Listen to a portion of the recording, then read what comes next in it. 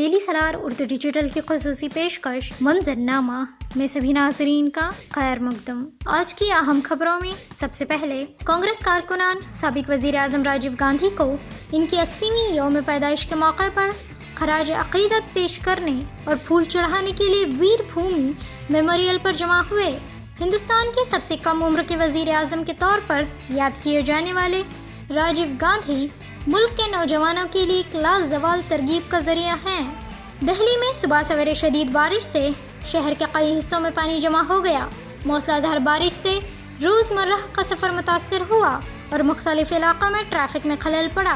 Chief secretary Naresh Kumar کو lieutenant governor وی کے سکسینہ اور واٹر منسٹر آتشی کی طرف سے دہلی میں بارشوں کے دوران نالوں کے اوور فلو اور شہری انفراسٹرکچر کی مکمل تباہی پر سخت تنقید کا سامنا کرنا پڑا۔ اس صورتحال نے شہر کی بارشوں کے موسم میں تیاری اور انتظامات پر سنجیدہ خدشات اٹھائے ہیں۔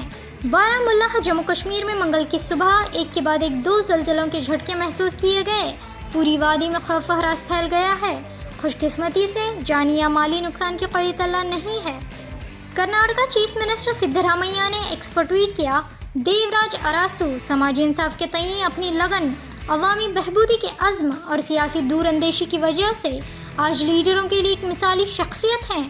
انہوں نے اراسو کو ایک مساوی معاشرے کا بصیرت اور پسماندہ طبقے کے لیے ایک مینار کہا۔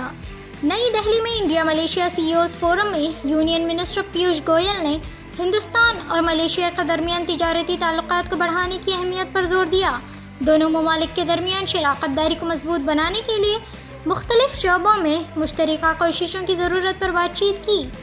ادے پور کے ایک سرکاری اسکول میں جھگڑے کے بعد ایک 15 سالہ لڑکا جسے اس کے ہم جماعت نے مبینہ طور پر چاقو سے مارا تھا نے پیر کے روز دم توڑ دیا۔